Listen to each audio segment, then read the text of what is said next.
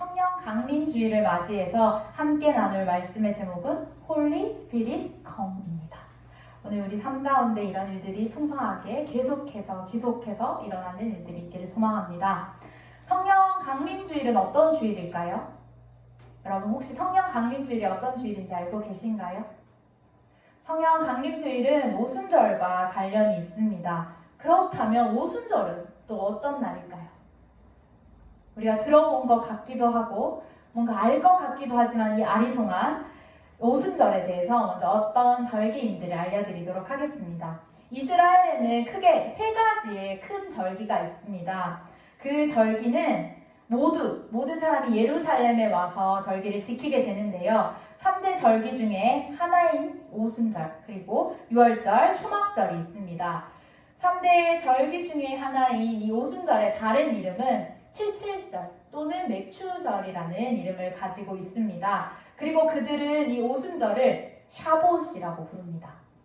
이 샤봇의 뜻은 한 주간이라는 뜻이 있는데 샤부아의 복수 형태로 한 주간들이라는 의미를 가지고 있습니다. 지금도 이스라엘 백성들은 그들의 날짜인 개념, 유대력, 시반월, 5월, 해가 진 이후부터 6일 해가 지기 전까지 이 하루를 오순절로 지키게 됩니다. 그래서 유대력으로 이 시반월은 3월에 해당하는데요. 이때 이 오순절을 지킨다고 하는데 이 샤봇에 다른 이름들이 있습니다. 모두 뜻을 담아서 이야기를 하고 있는데요. 첫 번째는 첫 열매의 날이라고 부릅니다.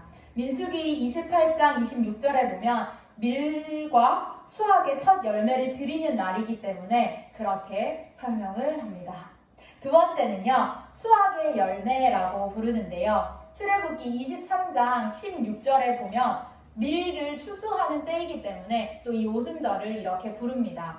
세 번째로는 성회라고 부르는데요. 민수기 28장 26절에 보면 처음 열매가 익은 날, 드리는 날은 아무 일을 하지 말고 성회에 나와서 하나님 앞에 지키라는 그런 말씀이 있습니다. 그래서 성회라고 부르고요. 네 번째는 우리의 율법을 주는 시간이라고 합니다.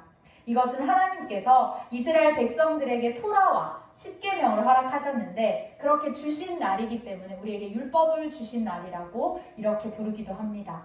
그렇다면 이 절기를 지키는 이유는 무엇일까요? 이 절기를 지키는 것은 이스라엘 백성들이 하나님께서 3300년 전에 시내산에서 십계명과 토라를 주신 것을 감사하면서 기념하기 위해서 이 절기를 지켰다고 합니다. 그날은 하나님께서 말씀을 주시며 그들을 백성으로 삼으셨고 이스라엘 백성들은 하나님께 순종함으로 하나님 앞에 약속이 체결된 날이었습니다. 그래서 이스라엘 백성들은 이 절기를 지키며 기억하며 감사하는 것입니다. 그러면 이 절기는 어떻게 지킬까요? 이 이스라엘 백성들, 유대인들은 흰옷을 입고 7가지 음식을 먹는다고 합니다. 밀과 보리, 포도와 석류, 종려나무 열매, 올리브, 무화과 등을 가정과 회당에서 준비를 합니다. 요즘은 유제품을 준비하는데요. 치즈케이크나 이런 것들을 준비해서 나누기도 한다고 합니다. 그래서 이 사람들은 이것을 나누고 또 꿀을 섞어서 만든 과자나 이런 것들을 함께 나누면서 이스라엘이 젖과 꿀이 흐르는 땅이구나 라는 것을 다시 한번 기억한다고 합니다. 오전에는 유제품을 먹고 저녁에는 풍성하게 고기와 만찬들을 즐기면서 명절을 나듯이 이렇게 3대 절기 중에 하나인 오순절을 지키고 또 이때 하는 것이 한 가지가 있는데 정통 유대인들은 남성들은 특히 밤을 새워서 공부를 한다고 합니다.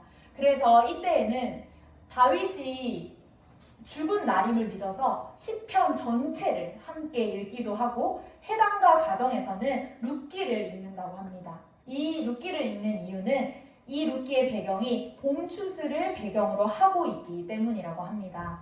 그리고 유대인들은 이 말씀을 읽기 전에 하는 것이 있었는데요. 좀 특이하게도 결혼 증명서를 읽는다고 합니다. 왜냐하면 이것은 영적인 의미를 가지고 있는데 신랑 되시는 하나님과 신부 되는 이스라엘 백성들이 이스라엘의 상징적인 의미로 결혼을 하고 하나가 된다는 의미를 가지고 이렇게 결혼 증명서를 읽게 되는 것이지요. 신부 이스라엘 백성은 증명서에서 기록된 언약에 동의하고 신랑 대신 하나님의 배우자가 되며 하나님과 이스라엘 백성을 영원히 묶는 언약이 체결되었다는 것을 기억합니다.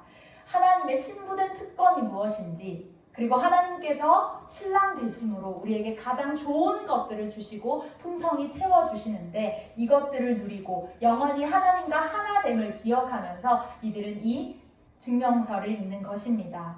그런데 오늘 이 오순절은 우리에게 무엇보다 더 특별한 의미를 가지고 많이 알려져 있는데요.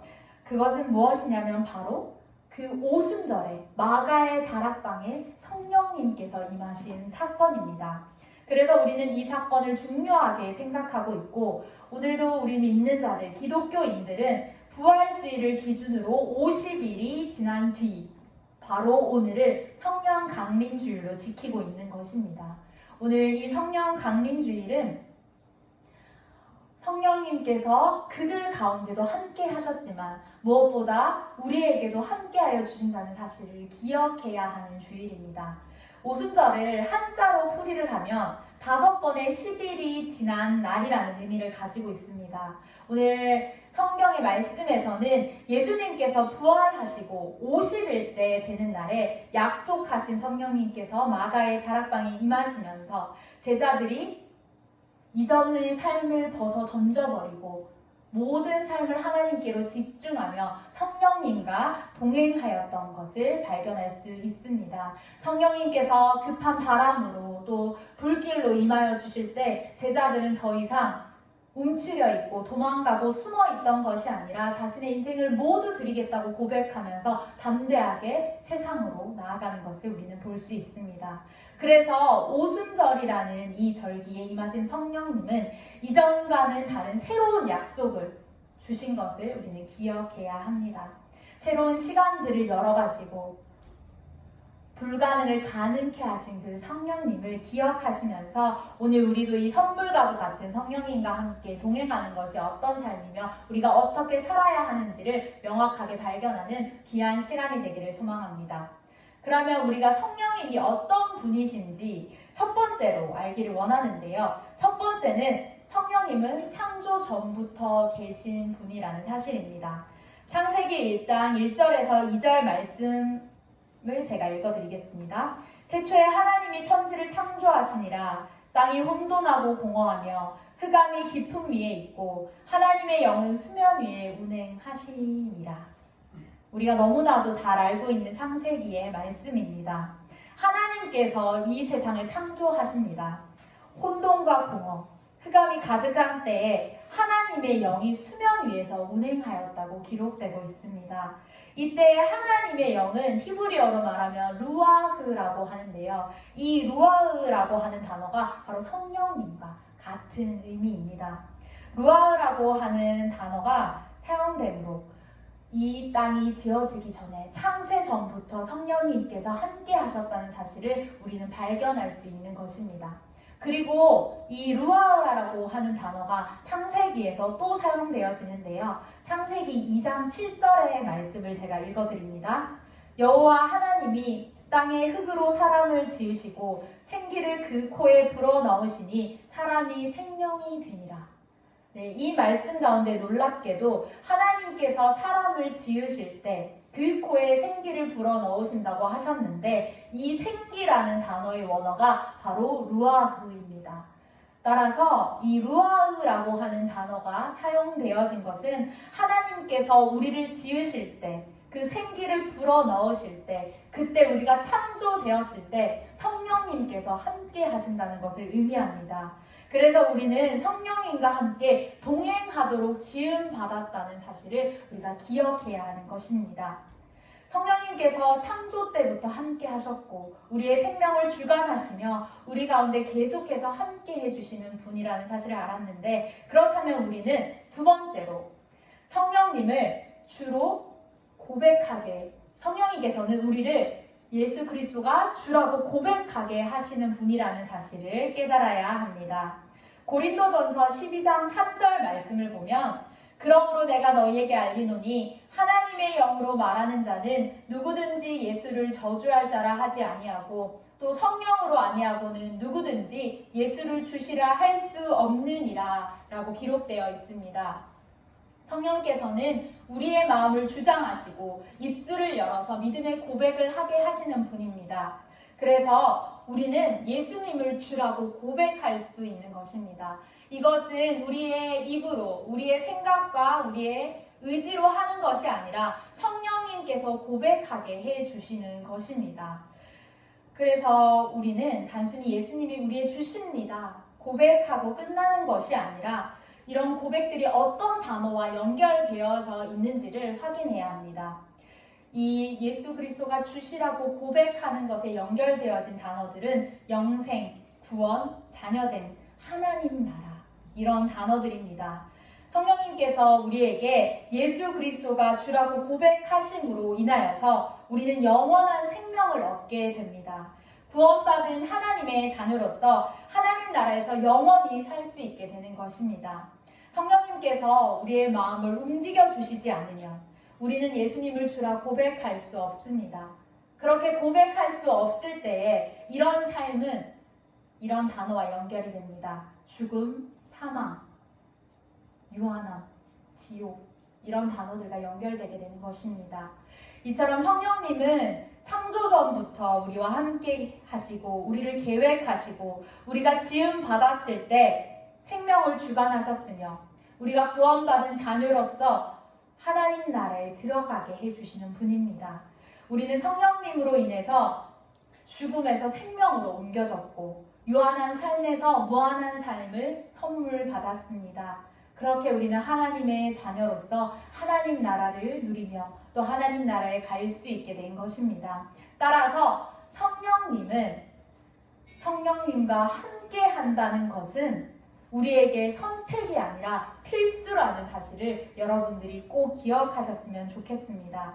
혹시 오늘 이 가운데 성령님께서 어떤 분이신지 잘 모르시는 분들, 또 별 생각이 없다거나 이때까지 나의 삶 가운데 성령님께서 함께 하신다는 것을 느끼지 못하였던 우리의 삶이 있다면 오늘 우리의 삶을 돌아보시면서 성령님은 우리와 함께 하시는 분인데 우리가 취사 선택하여서 그 길을 따라가는 것이 아니라 꼭 무조건 반드시 선택해야 하는 필수라는 사실을 우리가 꼭 기억하시고 우리의 마음의 자리를 성령님께 내어드리며 성령님을 환영한다고 고백하며 살아가는 여러분들이 되시기를 소망합니다. 그렇다면 우리가 성령님이 이제 어떤 분인지를 알았다면 두 번째는 성령님이 어떤 일을 하시는 분인지를 알기를 원합니다. 첫 번째로 성령님은 우리와 함께 하시는 분입니다. 오늘 함께 읽은 말씀 요한복음 14장 16절 말씀에 보면 예수님께서 자신이 떠나신 후 아버지께 영원토록 함께할 다른 보혜사를 보내주시겠다고 약속을 하십니다. 이 본문에서 우리가 먼저 살펴볼 단어는 바로 보혜사인데요. 이 보혜사가 바로 성령님의 다른 이름입니다. 이 단어는 헬라어로 파라클레토스라고 합니다. 이것이 바로 보혜사입니다.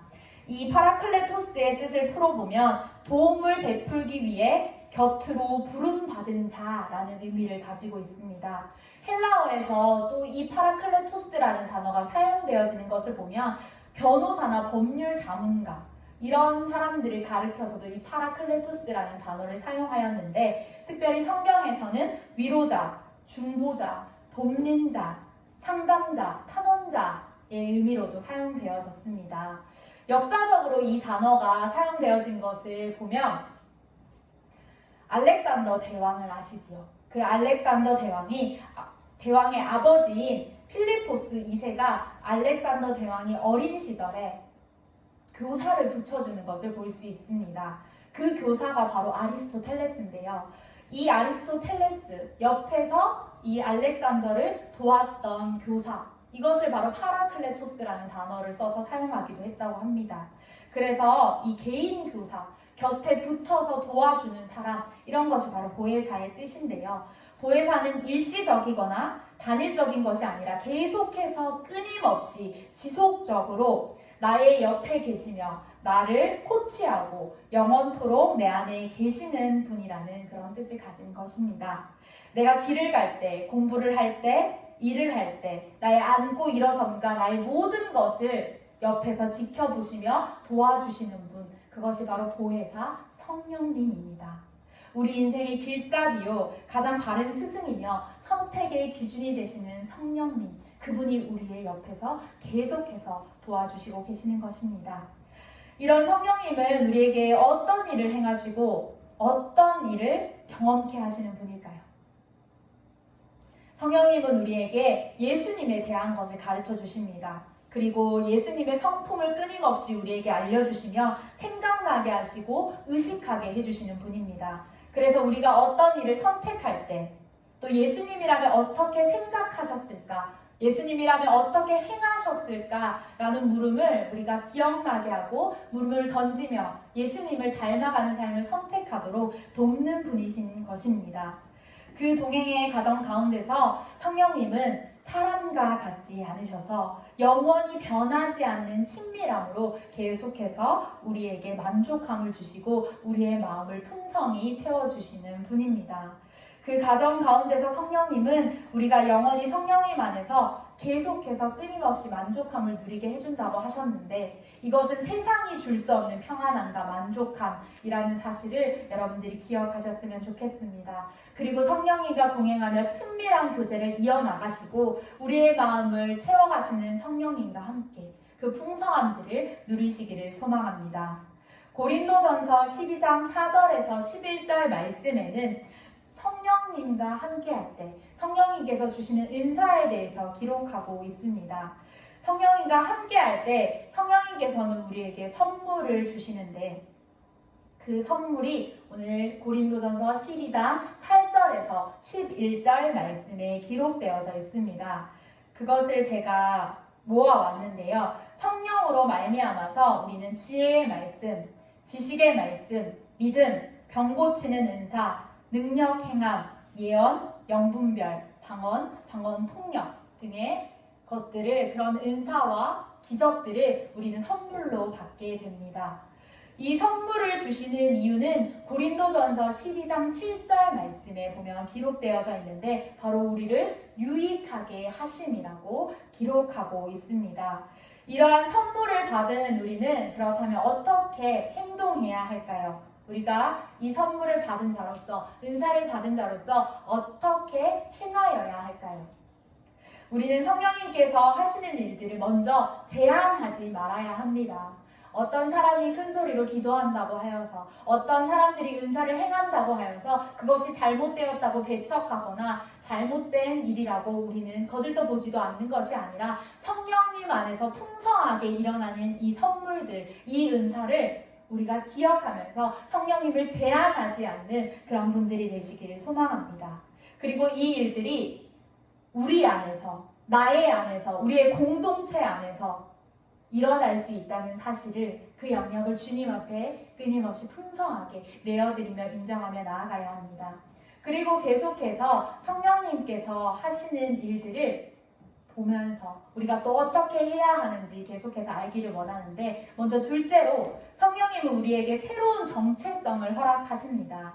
그 정체성은 바로 하나가 되는 것인데요. 앞서 이야기한 성령의 은사들을 받는 것이 성령님의 선물이며 우리가 제한하지 말아야 한다고 제가 말씀을 드렸습니다. 그런데 우리가 이것을 제한하지 말아야 하는 것도 중요한데, 선물을 받고 이 은사를 행하는 것이 끝나는 것, 이것이 전부인 것, 그것은 아닙니다. 성령님께서 주신 선물을 통해서 우리는 하나가 되어야 하는 것입니다. 우리 안에 허락하신 새로운 정체성은 바로 주님 안에 하나가 되는 것이기 때문입니다.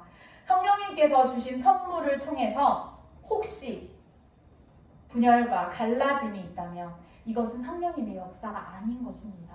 이것은 성령님께서 우리에게 주신 은사라고 이야기를 하면서 우리의 생각과 인간의 의지와 우리의 욕심을 통해서 행하는 일이기 때문에 이것은 성령님께서 하시는 일이 아닌 것입니다.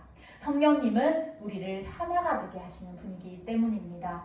만약 은사와 기적이 일어나는 가운데 누군가가 더 그것을 통해서 우월하다고 생각하거나 이기적인 마음이 들거나 은사에 대해서 이 사람이 이런 은사가 없다고 정죄하거나 비교하거나 우리를 갈라지게 하는 일들이 있다면 이것은 성령님의 역사가 아니기 때문에 하루빨리 우리는 그 자리에서 그 마음들을 정리하고 떠나야 하는 것입니다. 11절 말씀에 보면 이 모든 일은 같은 한 성령이 행하사 그의 뜻대로 각 사람에게 나누어 주는 것이라 라고 기록되어 있습니다. 성령님은 우리에게 하나가 되게 하시고 각자의 필요에 따라서 성령님께서 그 선물들, 그 은사와 기적들을 행하시고 베풀어 주시는 분입니다. 이렇게 되었을 때 우리 안에서 열매가 맺어지게 되는데 그것은 바로 성령의 열매입니다. 우리가 하나 될 때 성령의 열매들이 하나하나 나타나기 시작하는데 성령님께서 우리에게 맺게 하시는 열매는 모두 인격과 성품과 관련이 되어 있는 열매입니다. 고린도전서 14장 39절에서 40절의 말씀에 보면 은사와 능력을 행하는 일은 모든 것을 품위 있게 질서 있게 하라 라는 말씀이 기록되어져 있습니다.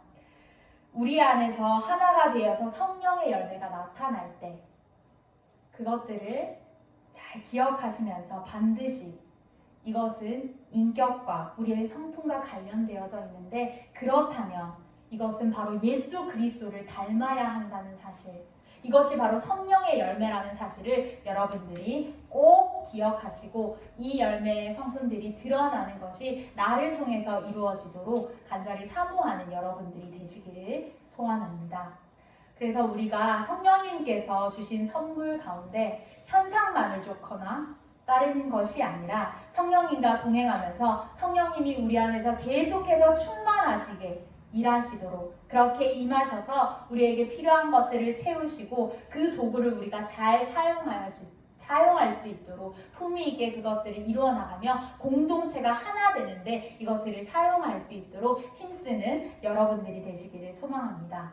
그렇다면 이 성령님께서 어떤 분이신지 어떤 일을 행하시는지 우리가 알았는데 마지막으로 성령님께서 우리 가운데 임하신다면 우리와 함께 한다면 우리가 어떻게 살아야 하는지를 고민하는 여러분들이 되기를 소망합니다. 지금 우리 안에 한 가지 질문을 던져봅니다. 나는 성령님과 함께하며 성령님의 인격을 나타내고 있는가? 성령님과 함께 한다는 것은 내 안에 계신 성령님이 하시도록 계속해서 우리의 마음을 내어드리는 작업입니다. 성령님과 함께 한다는 것은 내가 억지로 어떻게 해서 내 힘으로 하는 것, 그것은 아닙니다. 그래서 경쟁하려고 비교하려고 내 인격이 세상의 방법과 같아지려고 할 때, 아니 이미 우리의 마음이 그렇게 물들어져 있을 때 그때 성령님과 함께 한다고 우리가 고백하며 그분을 의식하고 그분께 계속 마음이 움직여지도록 그분께 계속 우리의 마음이 내어지도록 그렇게 살아가야 하는 것입니다. 그래서 오늘 우리 마음 가운데 장치 하나를 설치하기를 원하는데요. 이것은 바로 내 마음대로 감정대로 욕심대로 살아가고 싶을 때마다 첫 번째로 3초 브레이크를 거는 것입니다. 그리고 잠깐이라고 외치는 것입니다. 우울하거나 힘든 생각이 들 때, 또 내 마음대로 살아가려고 할 때 성령님께서 인도하시는 삶이 아니라 그냥 내 생각대로 마음대로 달려나가고 싶으실 때 그때 우리는 바로 잠깐, 그만이라고 마음속으로 외치셨으면 좋겠습니다.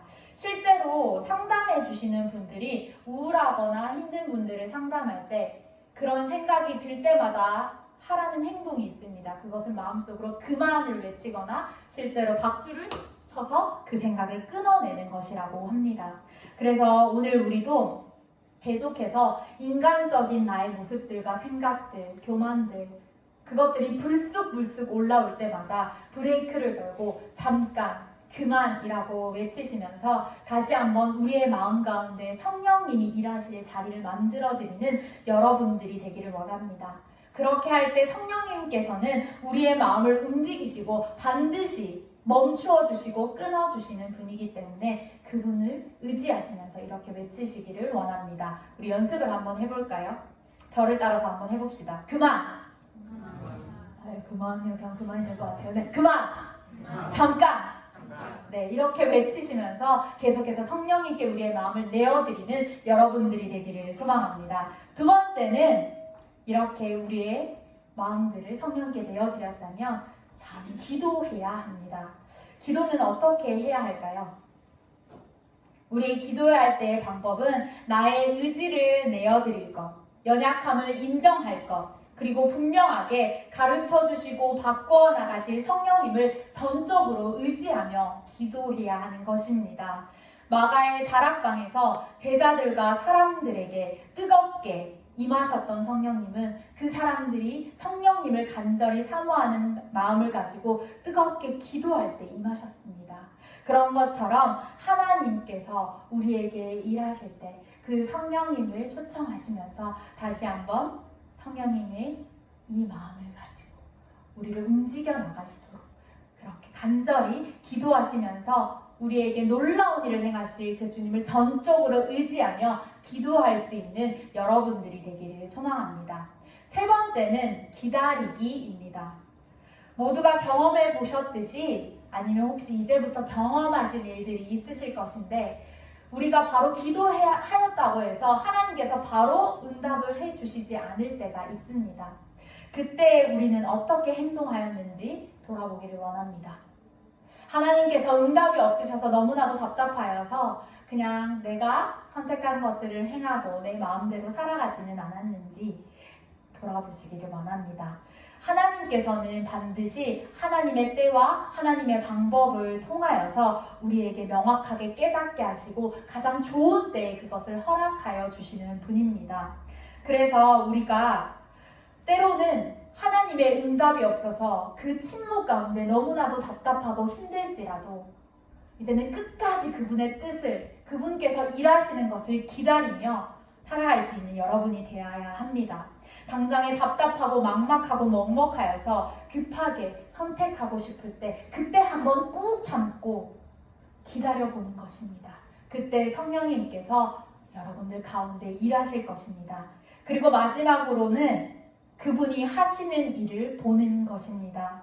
성령님께서 일하시는 것을 우리가 보기를 원하는데 이제까지 우리의 짐에 집중하였던 것, 우리의 현상과 우리의 문제와 우리의 상황에 집중하였던 것을 다시 한번 내려놓으시면서 성령님이 일하시는 것을 기다릴 때 그때 바로 우리는 그분이 일하시는 것을 보게 되는 것입니다. 당연히 우리의 삶을 살아가다 보면 나의 처지가, 나의 막막한 현실이 눈에 보이기 마련입니다. 그리고 우리의 삶에서의 위치와 미래와 앞으로의 갈 길들이 우리 안에는 더 중요하게 생각되어질 때가 있습니다. 그러나 이제는 이 모든 짐들을 주님 앞에 벗어 던져버리시고 내어 던져버리시고 이제는 그분이 우리를 이끌어 가시는 것, 그 짐을 맡기고 주님을 따르라고 하였는데 그 따를 때 우리의 삶이 어떻게 되어지는지, 그분이 어떻게 일하시는지를 우리가 우리의 삶에서 발견하기를 원합니다. 성령님께서는 능동적으로 마음껏 우리의 삶을 움직여 나가시고 우리가 그것을 눈으로 보고 마음으로 느끼고 살아가기를 원하시는 분입니다. 그렇게 우리가 날마다 성령님을 경험하면서 살아가기를 원하는 분입니다. 오늘 우리가 처음에는 이 일들을 해볼 때 잘 되지 않고 첫 번째로 그냥 그만이라고 외치고 다시 이 일들이 반복된다 할지라도 여러분 좌절하지 마십시오.